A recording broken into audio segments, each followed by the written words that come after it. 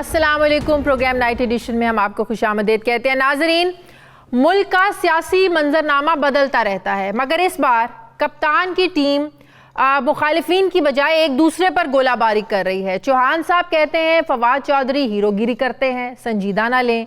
फवाद चौधरी कहते हैं कि इसकी क्या औकात है कि मैं इस पर कोई कमेंट करूं, जबकि कप्तान के अहम तरीन खिलाड़ी जहांगीर तरीन कहते हैं कि दोनों वजीर तहरीक इंसाफ को नुकसान पहुंचा रहे हैं।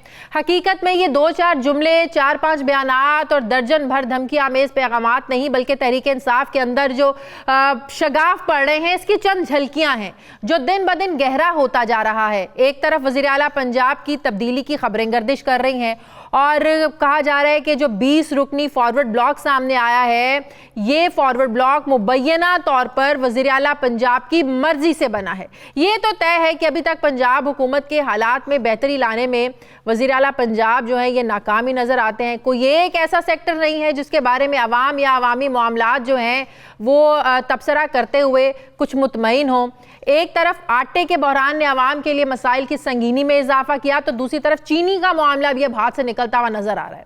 सवाल यह है कि आखिर सूबा चला कौन रहा है? क्या वज़ीर आज़म वज़ीर आला पंजाब को दिए गए तारीख में सबसे ज्यादा डायरेक्टिव के जरिए सूबा चला रहे हैं, या फिर जहांगीर तरीन जिन पर आटे और चीनी के बहरान का इल्जाम भी लगाया गया है, या फिर चौधरी परवेज इलाही सूबा चला रहे हैं जिनके बारे में कोई कहता है कि वो वज़ीर आला बनने के ख्वाब देख रहे हैं, और कभी बात होती है कि मोनस इलाही को अहम वजारत ना मिलने पर जो नाराजगी है ये पंजाब हुकूमत का असल दर्द सर बना हुआ है।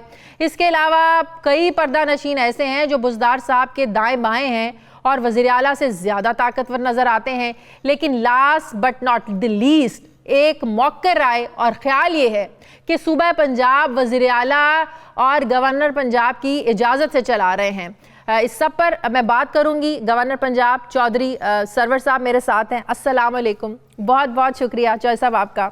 चौधरी साहब आज यू आर वेलकम जी। सवाल पूछ लो फिर जवाब दे दीजिएगा। मुझे लगता है इंट्रो सुनते ही आपने ढेर सारे जवाब जो है ना वो इकट्ठे कर लिए हैं। आजकल तो एक ही सवाल गर्दिश कर रहा है चौधरी साहब, वो ये कि पंजाब का निज़ाम हुक्मरानी आखिर चल कैसे रहा है। इत्तेहादियों के अपने मसाइल हैं, अपने लोग नाराज हो रहे हैं, ग्रुप्स बन रहे हैं, चीफ सेक्रेटरी को ज्यादा इख्तियारात दे दिए गए हैं, आईजी को बाइख्तियार बनाया जा रहा है। पीटीआई के अपने लोग ये कहते हैं कि भाई सारा सिस्टम तो चल ही इस्लामाबाद से रहा है। बुज़दार साहब खुद परेशान हो गए हैं कि भाई मेरा रोल तो सिफर हो गया है, पता नहीं ये पंजाब कैसे चल रहा है, जिससे तासुर ये पैदा हो गया है कि एक कमजोर वज़ीर आला रखने का मकसद क्या है, फिर एक सिंबॉलिकली एक वज़ीर आला रखा हुआ है बस। जी शाजिया, पहले तो मेरा ख्याल है जो चार्जशीट आपने मुझ पे दी है मैं उसका जवाब दे दूंगा आपको कि गवर्नर साहब की मर्ज़ी से चीफ मिनिस्टर जो है वो चला रहे हैं। पहली बात तो यह है कि मेरा जो गवर्नर का अपना रोल है, जब से मैं गवर्नर बना हूँ मैं आपको यकीन से कह सकता हूँ कि जो एडमिनिस्ट्रेशंस के इश्यूज़ हैं, चाहे वो पोस्टिंग्स हैं, ट्रांसफ़र्स हैं, प्रमोशंस हैं, स्पेंडिंग जो है वो है, एमपीज़ के इश्यूज़ हैं, वो सारे इश्यूज़ जो है हमारा आइन जो है बिल्कुल इसमें क्लियर है कि वो सारे इख्तियारात जो हैं वो वज़ीर आला के पास होते हैं। तो इस सूबे को ना परवेज़ इलाही साहब चला रहे हैं, ना गवर्नर चला रहा है, ना जहांगीर खान तरीन चला रहा है। इस सूबे को under the guidance of prime minister chief minister Usman Khan Buzdar जो है वो चला रहे ना करें। और दूसरी बात मैं आपसे कहना चाहता हूं, परेशान है जो आप लोगों के नाराज लोग हैं, वो नाराज इस बात पर हैं भाई चीफ सेक्रेटरी ऑफिस जो है वो सीएम हाउस की नहीं सुनता, सीएम हाउस हमारी नहीं सुनता। आप कैसे कह सकते हैं? बुज़दार साहब तो खुद परेशान है, भाई मेरा तो कोई रोल ही नहीं है, सारे इख्तियार ही आपने चीफ सेक्रेटरी को दे दिए। देखें, मैं समझता हूं कि अगर चीफ मिनिस्टर साहब को कोई इशू है तो यकीनी तौर पर प्राइम मिनिस्टर साहब उनकी बात जो है वो सुनते हैं, उनको जो है वो उनसे बात कर सकते हैं। और ये अगर देखें, मैं आपको एक बात तो ये कहना चाहता हूँ, देखें एक पॉलिटिशियंस का रोल है, हाँ। एक ब्यूरोक्रेसी का रोल है, एक आपके मीडिया जो है वो रोल है। जब मीडिया जो है हम पे क्रिटिसाइज करता है तो हम ये समझते हैं कि अब पूरी दुनिया में मीडिया जो है अपोजिशन का रोल जो है वो अदा करता है। तो इसलिए हम आपकी बातें जो हैं उन पे ना नाराज़गी का इज़हार करते हैं, बल्कि हम समझते हैं कि जो कंस्ट्रक्टिव क्रिटिसिज्म है वो जमहूरियत के लिए और लोगों को अपनी इस्लाह करने के लिए बेहतर होता है। लेकिन एक बात मैं ज़रूर कहना चाहता हूँ कि जब मीडिया के दोस्त जो हैं हमारी हुकूमत से मुझे नाराज़ लगते हैं, इसलिए हर नॉन इशू जो है उसको बहुत बड़ा इशू जो है वो बन जाता है। मिसाल के तौर पर हम सब लोग जो हैं न सिर्फ पाकिस्तान की सियासत में, दुनिया की सियासत में जो वज़ीर हैं या जो मशीर हैं या जो MNAs हैं, MPs हैं, उनके आपस में आर्गूमेंट भी होते हैं, वो एक दूसरे के ख़िलाफ़ तंज भी कभी बात कर देते हैं, कभी वो जोक से भी कर सकते हैं,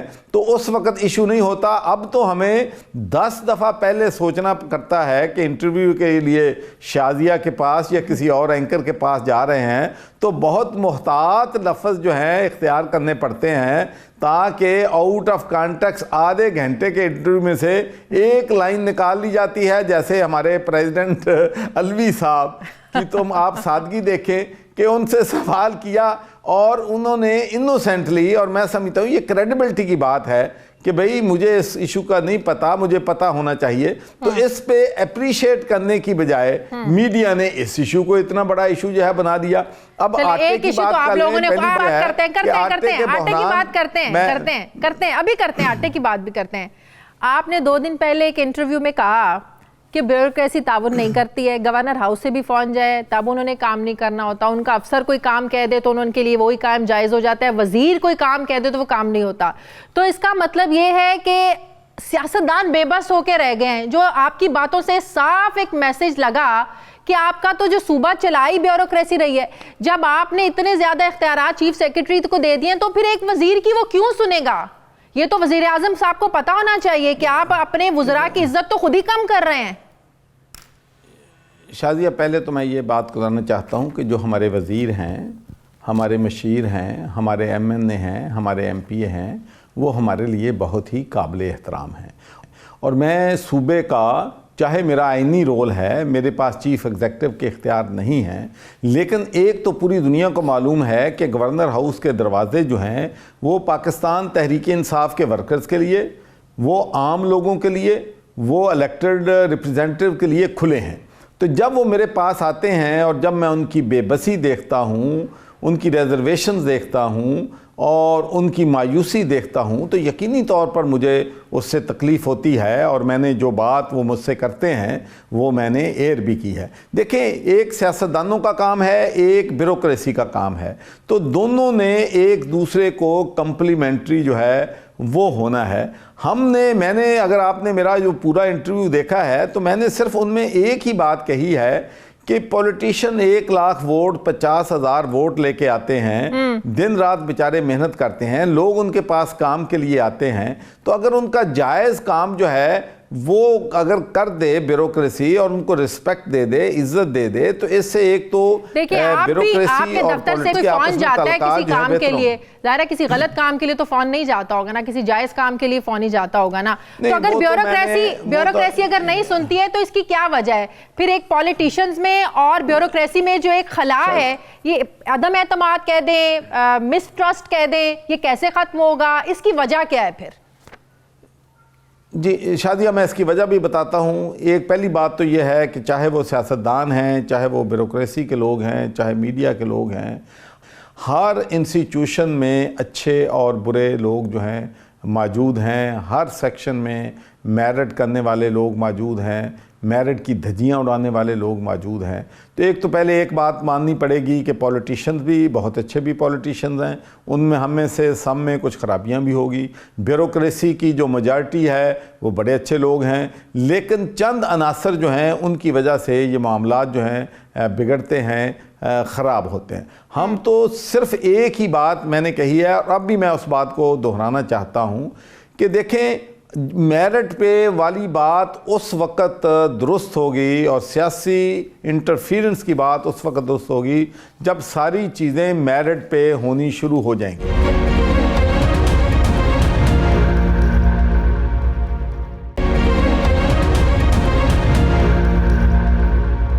काफ लीग के ज़रा मामलात पे आ जाएं चौधरी साहब। काफ लीग के साथ जो भी मामलात तय पाए हैं, सॉर्ट ऑफ जो एग्रीमेंट हुआ है कि काफ लीग जिन तहसीलों अजला से जीती हुई है, लाइक चकवाल है, गुजरात है, भावलपुर है, डस्का है, अब जो एग्रीमेंट हुआ है उसके मुताबिक उन जगहों पर वो अफसर लगेंगे जो काफ लीग की मुशावरत से होंगे या जो काफ लीग चाहेगी, जो उनकी कॉन्स्टिट्यूएंसीज हैं। अगर काफ लीग के कहने पर अफसर लगने हैं, इसी बात पर उनकी नाराजगियां थी कि इंतजामी मामलात में जो है ना वो हमारी मुशावरत होनी चाहिए या अफसर हमारी मर्जी से लगना चाहिए, तो पीटीआई का फिर जो एक बयानिया था मेरिट का कि ट्रांसफर पोस्टिंग होगी, मेरिट पर होगी, अफसर कहीं लगेगा मेरिट पर लगेगा, अगर आपने इत्तेहादियों के हाथों ब्लैकमेल होकर उन्हीं के हाथों में मामला देने हैं तो फिर तो आपका बयानिया सिफर हो जाता है चौधरी साहब। लेकिन मुझे तो इस जो है अरेंजमेंट का आपसे पता चल रहा है, मेरे इल्म नहीं है। मेरे ख्याल में प्राइम मिनिस्टर की ये बिल्कुल क्लियर विजन है कि हम अदारे जो हैं उनको बाख्तियार करना चाहते हैं, अदारों से इन्फ्लुएंस जो है सियासी उनको ख़त्म करना चाहते हैं। इसीलिए मैं बार बार ये ब्यूरोक्रेसी से कहता हूँ कि ये टू वे ट्रैफिक है। हम तो इस बात पे एग्री कर गए कि भाई ठीक है, हमारे लोग जो हैं, हमने तो अपने जो इलेक्टेड रिप्रेजेंटेटिव हैं उनको कन्विंस कर लिया इस बात के कि भाई हमने कभी नहीं कहना जाके कि फ़लाँ डीपीओ लगा दो, फ़लाँ को डीसी लगा दो, फ़लाँ को निकाल दो। आपने सिर्फ कहना है कि ये हमारा काम है, जायज़ काम है, होना चाहिए। तो इसमें अगर ब्यूरोक्रेसी तावन नहीं करेगी तो फिर पॉलिटिकल इन्फ्लुएंस जो है फिर वापस आएगा, और जो हमारा ख्वाब है, हमारी पार्टी का ख्वाब है, हमारे वजीर आजम का ख्वाब है कि अदारों को ट्रांसपेरेंट बनाना है, शायद इत्तेहादियों के पूरा ना हो सके, के लिए डिफिकल्टीज होंगी। वो इत्तेहादियों के होते हुए डिफिकल्टीज आप लोगों को होंगी ये। अच्छा, एक और बात बताएं चौधरी साहब, नून लीग के दौर में जब आप गवर्नर थे ऐसे ही कुछ मसाइल थे ब्यूरोक्रेसी के साथ भी, तो आपने उन मसाइल से तंग आकर रिज़ाइन कर दिया था, इस्तीफ़ा कर दिया था, दे दिया था। तो अभी भी मसाइल उसी तरीके से हैं, जैसे आप कहते हैं कि गवर्नर हाउस से भी फ़ोन जाए तो कुछ सुनता नहीं है, तो इन मसाइल से तंग आकर कहीं दोबारा तो नहीं आप मजबूर हो जाएंगे कि मैं काम नहीं कर सकता, ये पकड़े इस्तीफ़ा?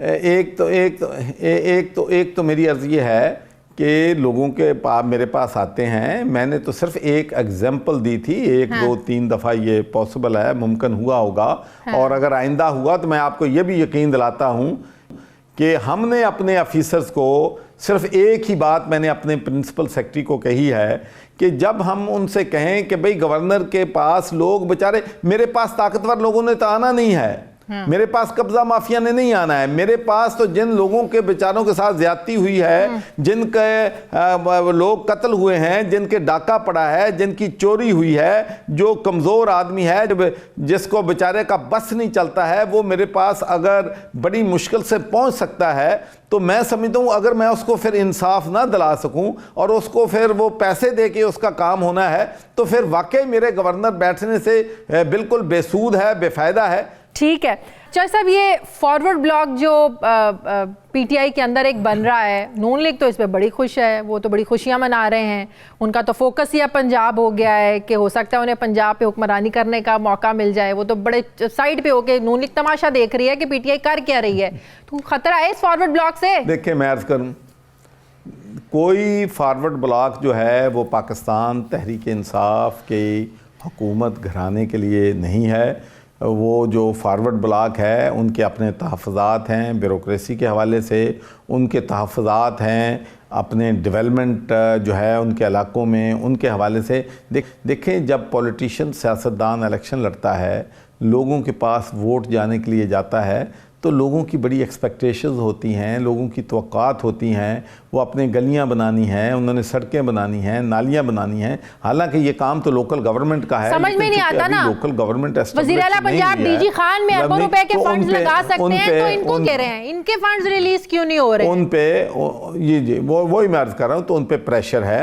तो चीफ मिनिस्टर साहब मेरा ख्याल आज जो है इन दोस्तों से मिल रहे हैं। लेकिन एक बात मैं आपको यकीन से कहता हूँ कि ये जो हमारे जिसको आप फॉरवर्ड ब्लॉक कह रहे हैं, वो पाकिस्तान तहरीक इंसाफ के साथ कमिटेड हैं, और उस्मान बुज़दार पे उनका पूरा जो है वो एतमाद है। गिले शिकवे होते हैं। देखें, हमारे इत्तेहादियों की आप बात कर लें, किसी इत्तेहादी ने मुझे ये बताएं, चाहे वो बलोचिस्तान अवामी पार्टी है, चाहे वो MQM है, चाहे वो काफ लीग, किसी ने कहा हो कि हम तहरीक इंसाफ की हुकूमत पंजाब में ख़त्म करना चाहते हैं, या तहरीक इंसाफ की हुकूमत हम फेडरल गवर्नमेंट इनकी ख़त्म करना चाहते हैं? उनके गिले हैं, शिकवे हैं, जायज़ शिकायत हैं, जिसको हमें दूर करना चाहिए। जो इत्तेहादी हैं उनके गिले शिकवे जो हैं, जो हुकूमत मेजॉरिटी में होती है वो हमेशा उनका ख्याल रखती है, उनके गिले शिकवे इंशाल्लाह हम दूर करेंगे।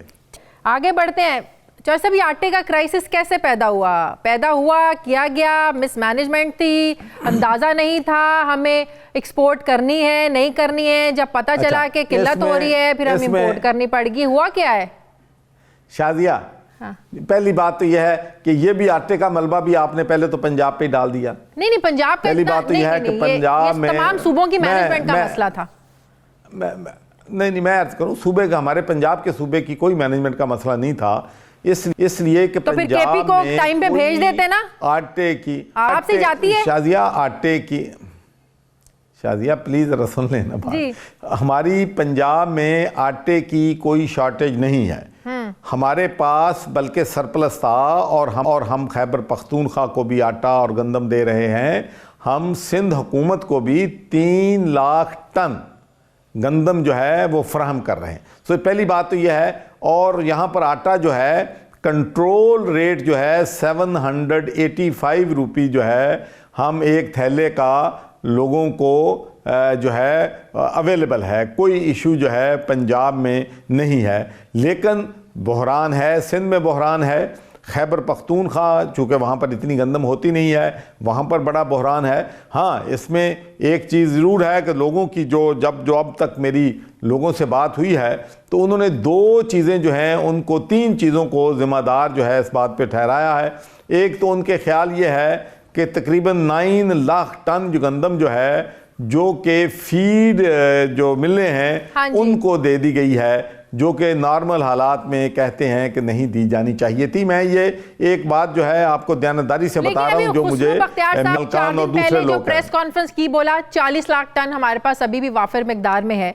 जब एक आइडिया था और पता था कि है तो फिर इंपोर्ट करने की क्या जरूरत थी? फिर जो एक हलचल मची इसको ये फिर कैसे हुआ? अगर आप केपीके की 70-80% जरूरियात पंजाब पूरी करता है ना, फिर पंजाब की तरफ से मिसमैनेज हुआ कि केपी को वक्त पे भेजा ना जा सका स्टॉक। नहीं, हमारा स्टॉक तो जो भी हमारी कमिटमेंट है सिंध के साथ तो हमारी कोई कमिटमेंट नहीं थी, केपी के साथ है। पंजाब तो बड़ा भाई होने के नाते सूबों की, दूसरों की आटे के बहरान में पूरी मदद जो है कर रहा है। लेकिन ये बात ज़रूर है, मैं समझता हूँ कि इसकी बाकायदा इंक्वायरी जो है ज़रूर होनी चाहिए कि गंदम जो है, जो कि हमेशा हमारे मुल्क में सरप्लस होती थी, तो उसकी शार्टेज जो है वो क्यों हुई है, उसके असबाब क्या हैं। लेकिन एक असबाब तो मैंने आपको बता दिया। दूसरा मेरे ख्याल में ये भी है कि शायद जो एक्सपोर्ट की है गंदम की वो हमें नहीं करनी चाहिए थी। और तीसरी बात जो है और मोर इम्पॉर्टेंट बात है कि गंदम की जितनी हमारी एस्टिमेट था कि गंदम इतनी पैदा होगी, वो गंदम उस मिकदार के साथ फार्मर्स ने यील्ड जो है वो नहीं मिली है। और मेरे ख्याल में एक्सपोर्ट का फ़ैसला गंदम की यील्ड आने से पहले हो चुका था। तो इसमें हो सकता है कि गुड फेथ कोई गलतियां हुई हों, लेकिन मेरा नहीं ख्याल कि किसी इंटेंशन के साथ बहरान जो है ये किसी ने पैदा किया है। बहुत बहुत गवर्नर पंजाब चौधरी सरवर साहब मेरे साथ थे। नाज़रीन, मुझे प्रोग्राम में एक ब्रेक लेनी है, वापस आते हैं एक वक्फे के बाद।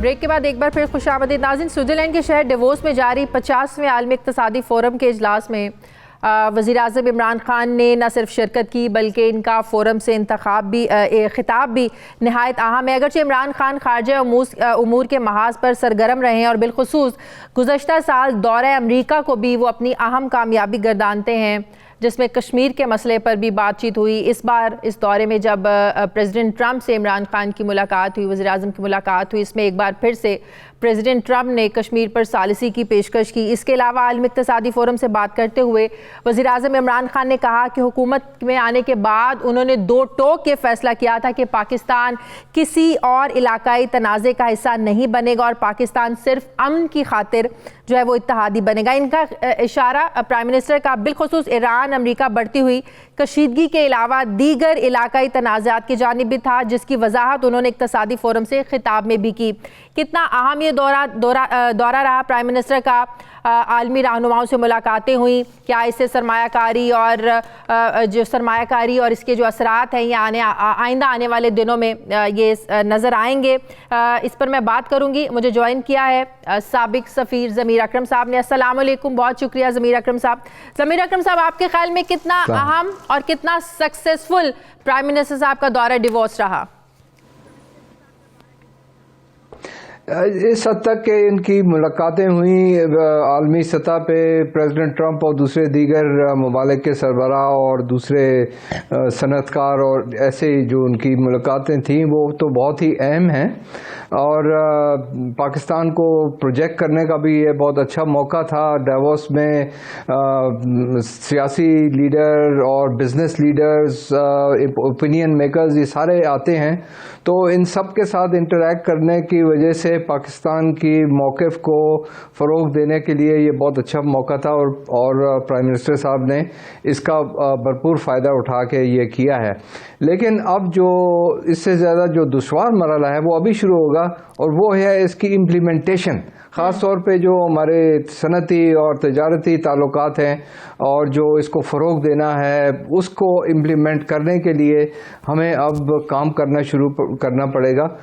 और माजी में भी मैंने देखा, मैं ख़ुद डावोस में शिरकत की थी गुज़िश्ता जो हुकूमतें थीं उनमें उनके साथ, तो हम बातचीत तो बड़ी करते थे लेकिन फॉलो अप कोई नहीं होता था, इम्प्लीमेंटेशन नहीं होती थी। तो वो सबसे बड़ा चैलेंज है अभी भी। मेरा ख्याल है कि जो मरहला अभी जो आएगा जिस इम्प्लीमेंटेशन का, वो ज़्यादा ज़रूरी है। आपको लगता है कि इसके असरात आन में सरमायाकारी की सूरत में भी नज़र आएंगे इस दौरे के? ज़रूर नज़र आएंगे और इस वजह से ही जो प्राइम मिनिस्टर साहब को जो दावत दी गई थी क्लॉज शॉप के तरफ से, वो यही वजह थी कि पाकिस्तान एक इमर्जिंग इकॉनमी है, एक डेवलपिंग इकॉनमी है, इसमें अपॉर्चुनिटीज़ ज़्यादा हैं। हमारे इंटरेस्ट रेट्स की वजह से हमारे मुल्क में इन्वेस्टमेंट भी ज़्यादा आ सकती है, तो अपॉर्चुनिटीज़ तो बहुत ज़्यादा हैं पाकिस्तान में। ये है कि हमें इन्वेस्टर्स को कन्विंस करने की ज़रूरत है और कन्विंस करने के बाद उनको ये जो कंडीशंस हैं वो फराहम करने की ज़रूरत है। ईज़ ऑफ डूइंग बिजनेस, ये सारी चीज़ें जो हैं ये हमें करना होगा to take full advantage of this opportunities. सही। अकरम साहब, आप भी जानते हैं इससे पहले 2 बार प्रेसिडेंट ट्रंप से वज़ीर-ए-आज़म इमरान खान की मुलाकात हो चुकी है। उसमें एक मुलाकात में जब कश्मीर पर सालिसी की पेशकश की थी प्रेसिडेंट ट्रंप ने, उसके बाद हमने देखा कि 5 अगस्त के मोदी इक़दाम कर देता है और आज तक वो हालात कश्मीर में जारी हैं। एक बार फिर से मसला कश्मीर पर प्रेसिडेंट ट्रंप की सालिसी की पेशकश, क्या इसे संजीदा लेना चाहिए? ज़ाती तौर पर मैं इसको इतनी संजीदगी से नहीं लेता हूँ। उसकी वजह यह है कि अगर अमेरिका चाहता तो इससे पहले भी हिंदुस्तान को हामिल कर सकता था उसको कि वो पाकिस्तान से बातचीत करे या बैनुल अक़वामी सतह पे यूनाइटेड नेशंस की तरफ से इसमें बातचीत हो और उस मसले को हल करने की कोशिश हो। कम से कम अमेरिका ये तो कर सकता था कि जो इंसानी हकूक़ की खिलाफ वर्जी हो रही है कश्मीर के अवाम के खिलाफ, उसको तो बंद करवा सकता था। लेकिन मुझे नहीं लगता कि ये कोई संजीदगी से अमेरिका इस चीज़ में दाखिल होना चाहता है। बिल्कुल सही, लेकिन दबाव डालने के तरीके होते हैं। लेकिन जब आपके जो इंटरेस्ट हैं, अमेरिका के बड़े इंटरेस्ट है, बड़ी एक मंडी है, आलमी बहुत बड़ी मार्केट है इंडिया की, जिससे इंटरेस्ट जुड़े हैं अमेरिका के, तो आपको नहीं लगता कि दबाव अमेरिका डालना भी चाहे तो ये जो तजारती आपके इकोनॉमिकली जो इंटरेस्ट हैं ये आड़े आ जाते हैं? वो इसी वजह से दबाव नहीं डालना चाह रहे ना, क्योंकि एक इकोनॉमिक इंटरेस्ट है और जैसे मैंने पहले अर्ज किया स्ट्रेटेजिक इंटरेस्ट है, अमेरिकन और इंडियन अलायंस है, स्ट्रेटेजिक पार्टनरशिप है चीन के खिलाफ। तो तो ये सारे वजूहात हैं जिनकी वजह से हमें हकीकत पसंद बन हो के इन चीज़ों को तस्लीम करने की ज़रूरत है। तो ठीक है, अपनी तरफ से जो ट्रंप साहब ने बात की हमें उसका खैर मकदम करना चाहिए, हम करते हैं, लेकिन हमें उन्हें ये भी कहना चाहिए कि जी आप सालसी करने के लिए, हम आपकी सालसी के लिए तैयार हैं। अभी आप हिंदुस्तान को भी हामिल इसमें आयल करें कि वो भी आके हमसे बात करे या बैनुल-अक़वामी सतह पर हमसे बात करे, दोनों तरीके हमें मंजूर हैं। अच्छा, अफगान इशू पर अब जैसे अमेरिका को रियलाइजेशन ये हुई है कि अफगानिस्तान का जो हल है वो सियासी हल हो सकता है, डायलॉग हो सकता है, ताकत इसका हल नहीं है। पाकिस्तान का तो शुरू से ये मौक़िफ़ रहा है। तो कश्मीर इशू पर अमेरिका पाकिस्तान की सोच से मुत्तफ़िक क्यों नहीं हो सकता, जबकि अक़वाम मुत्तहिदा की करारदादें मौजूद है। एक आलमी इशू है, एक आलमी तनाज़ा है ना, ये एक आलमी एक बहस ये बनी हुई है कश्मीर का मसला। तो इस मसले पर जो है ना वो अमेरिका हमारी सोच से मुत्तफ़िक क्यों नहीं है कि भारत पर दबाव डाला जाए, सारी दुनिया भारत पर दबाव डाले, इवन कि अक़वाम मुत्तहिदा की करारदादों के ज़रिए हल करने पर मजबूर किया जा सकता है भारत को। देखिए, ये तो कश्मीर का मसला तो बहुत ही ख़तरनाक मसला है इस वजह से क्योंकि पाकिस्तान और हिंदुस्तान दोनों एटमी ताकतें हैं और कश्मीर एक न्यूक्लियर फ्लैश पॉइंट है। ये बात तो अमेरिका को और सारी दुनिया को भी समझ आती है। और जिस तरह से हमने देखा फरवरी में जब पाकिस्तान और हिंदुस्तान के दरमियान कश्मीर कश हुआ था, उस वक्त ये सारे ममालिक जो थे उन्होंने बीच में आके हिंदुस्तान और पाकिस्तान की जंग को प्रिवेंट किया। तो उस हद तक तो ये करेंगे कि जंग ना हो, लेकिन हिंदुस्तान के जो अपनी उनकी जो पॉलिसी है कश्मीर में या इसके अलावा अभी जो वो वहाँ पर जो हिंदुस्तान के जो मुसलमान हैं उनके ख़िलाफ़ जो वो कर रहे हैं, ज़बानी तो उन्होंने उसकी तनकीद की है। कश्मीर के बारे में भी उन्होंने तनकीद की है कि हाँ जी आप इंसानी हुकूक की खिलाफ वर्जी ना करें, आप ये जो लॉकडाउन है इसको लिफ्ट कर लें, ये सारी चीज़ें कर लें, लेकिन उस हद तक वो जाने के लिए नहीं तैयार हैं कि वो कहें कि जी इधर या तो अक़वाम मुत्तहिदा की जो करारदादें हैं प्लेबिसिट की उसको इम्पोज किया जाए। ठीक है, बहुत शुक्रिया। ज़मीर अकरम साहब मेरे साथ थे। नाज़रीन, मुझे प्रोग्राम में एक ब्रेक लेनी है, वापस आते हैं एक वक्फे के बाद।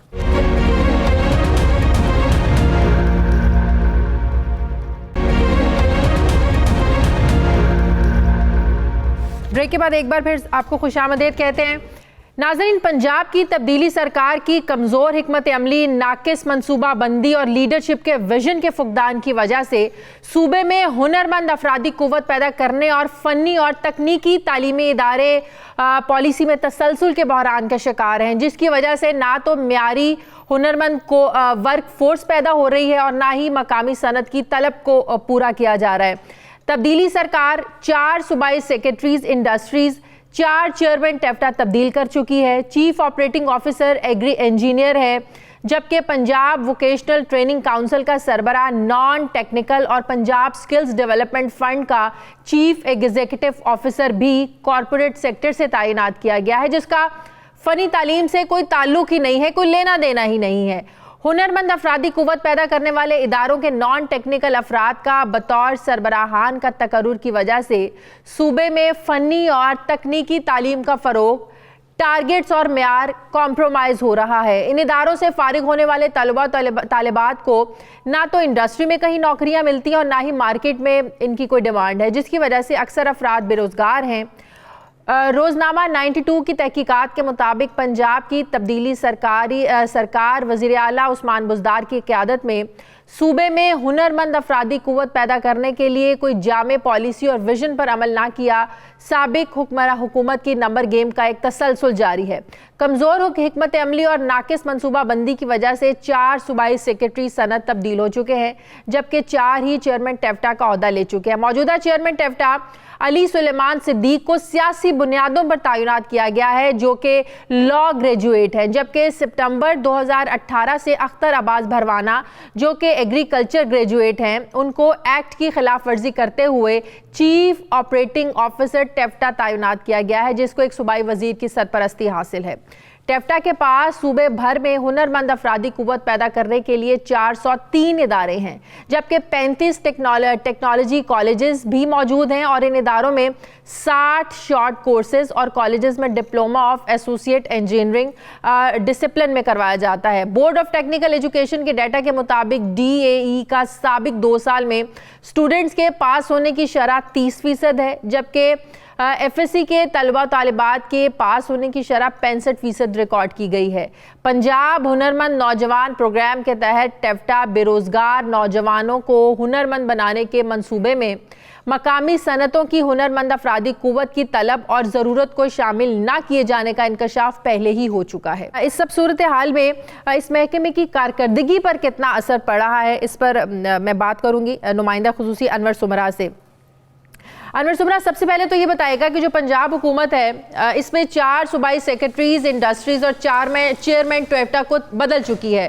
जब इतने बड़े पैमाने पर बार बार इन ओहदों पर तैनातियाँ होंगी, तकर्रियाँ होंगी, तब्दीलियाँ होंगी, तो इस महकमे की कारकर्दगी पर किस किस्म के असरात पड़ रहे हैं? जी बिल्कुल शाजिया, बात यह है कि पहले तो मैं ये बता दूं कि पंजाब की जो साबका हुकूमत थी वो पंजाब के अदारों के साथ गुड गवर्नेंस के नाम पर जो खलवाड़ करती रही है, तब्दीली सरकार भी उसी नक्शे कदम पर चल रही है।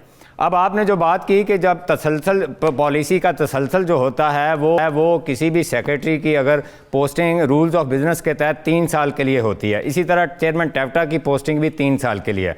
अगर उसको 3-4 माह बाद तब्दील कर दिया जाए, एक तो हुकूमत का विजन को वो कैरी नहीं कर सकता, दूसरा वो को पॉलिसी नहीं बना सकता जिस पर वो अमल पैरा करके उस डिपार्टमेंट के मसाइल को हल कर सके, आवाम को रिलीफ दे सके और हुकूमत की नेक नामी में इजाफा कर सके।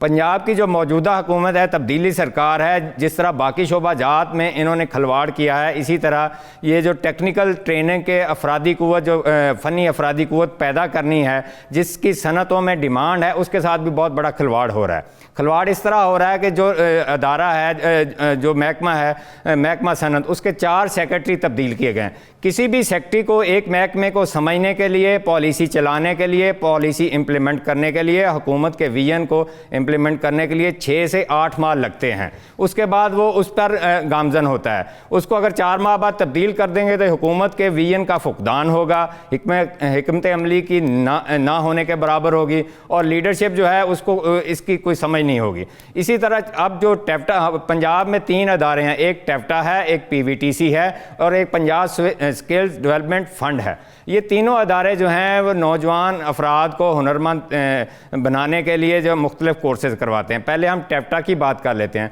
टेफ्टा में जो मौजूदा चेयरमैन है वो एक सियासी बुनियादों पर लगाया गया है जो लॉ ग्रेजुएट है। होना तो ये चाहिए था कि टेफ्टा का चेयरमैन को PhD होता इंजीनियरिंग में, ताकि वो विजन लेके आता और वो उसके मुताबिक जो मौजूदा मार्केट में अफरादी कुव्वत का जो डिमांड है, जो तलब है, जो सनतों को चाहिए, वो पैदा की जा सकती है और नौजवानों को। सबसे पहले तो मुझे बताएं, जब टोयोटा का निसाब बनाया जाता है तो उसमें तो जाहिर है जितने स्टेक होल्डर्स होते हैं उनको ऑन बोर्ड लेना चाहिए ताकि पता चल सके आपने इसमें क्या तब्दीलियां करनी है और क्या उसमें शामिल करना है। तो ऐसा लगता है, ये सारे प्रोसेस को देख के लगता है कि उन स्टेक होल्डर्स को ऑन बोर्ड लिया ही नहीं जाता, कि जो पढ़ाया जा रहा है उसकी तो ज़रूरत ही नहीं है।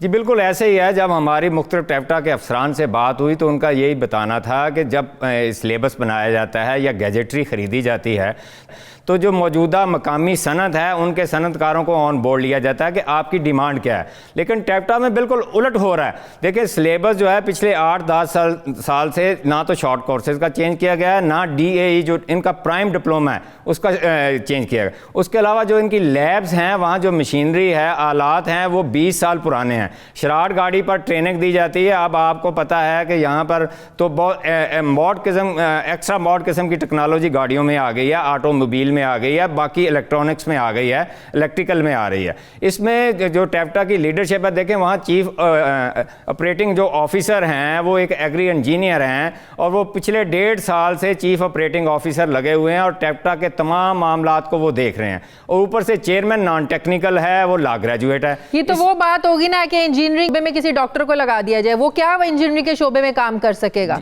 जी बिल्कुल ऐसे ही है। देखिए, और दूसरा अदारा एक PVTC है जो ज़कात के फंड से 350 अदारे हैं पंजाब में जिनमें स्किल डेवलपमेंट के शॉर्ट कोर्सेज करवाए जाते हैं। अब देखिए अलमिया ये है कि वहाँ पर उसका चेयरमैन भी एक रिटायर्ड ब्यूरोक्रेट शाहनवाज बदर को लगाया गया है, जिसको MP1 स्केल दिया गया है, और उसने दौराने सर्विस जब वो ब्यूरोक्रेट था तो कभी टेक्निकल पोस्ट पे काम नहीं किया, उसका कोई तजर्बा नहीं है टेक्निकल का।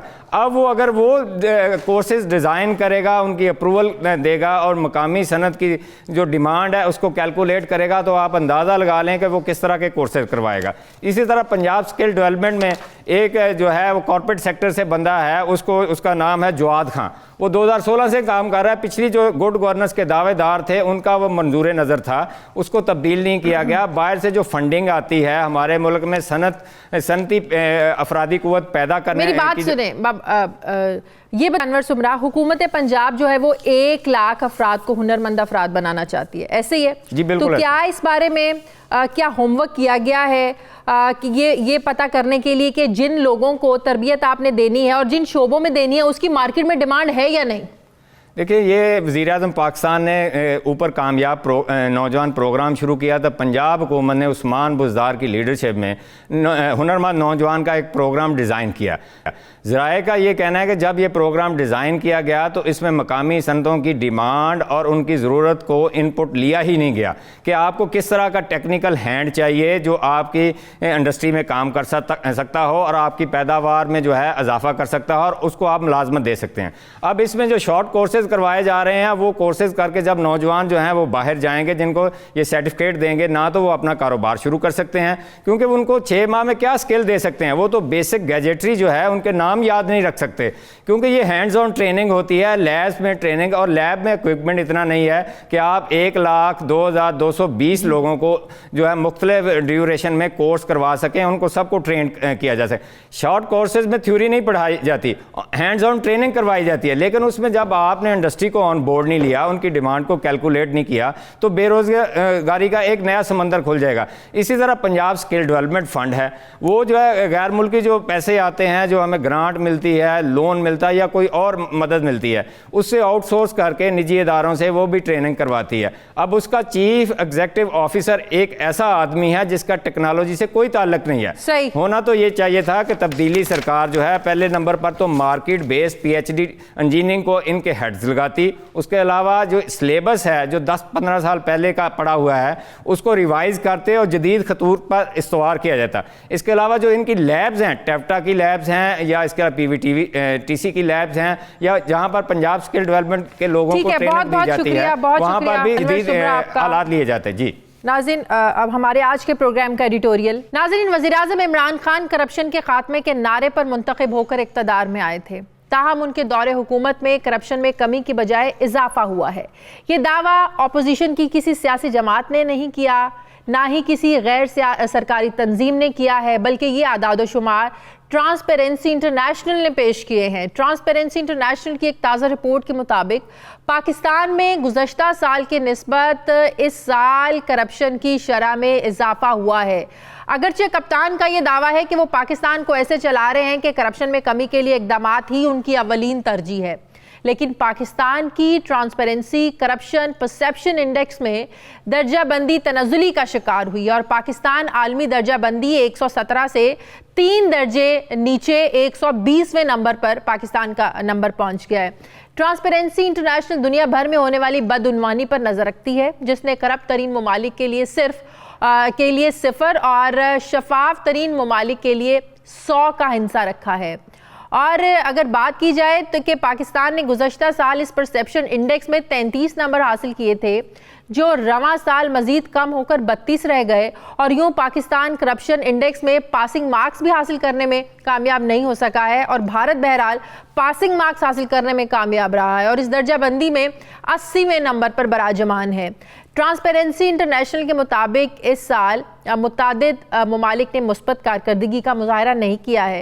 ये वाज़ेह रहे कि गुज़श्ता 1.5 साल से कौमी एहतसाब ब्यूरो भी करप्शन के खिलाफ सरगर्म अमल है, लेकिन इस रिपोर्ट के मुताबिक कप्तान की हुकूमत करप्शन ख़त्म करने में न सिर्फ नाकाम नज़र आ रही है, बल्कि कप्तान का रिकॉर्ड इस मामले में माइनस में चला गया है। इस मामले पर हुकूमत को यकीनन सोचने की ज़रूरत है। जिस बयानिए को लेकर आप इक़्तिदार में आए, जिस चीज़ का नारा लगाकर आप लोग इक़्तिदार में आए, वो काम ख़त्म होने की बजाय मतलब कि करप्शन ख़त्म होने की बजाय आखिर बढ़ती क्यों जा रही है, इस पर हुकूमत को सोचने की ज़रूरत है। नाज़रीन, ये था हमारा आज का प्रोग्राम के लिए फ़ीडबैक ज़रूर दीजिएगा। मेरी आपसे मुलाकात होगी अगले हफ्ते। मुझे इजाज़त दीजिए, अपना ख्याल रखिएगा। अल्लाह हाफ़िज़।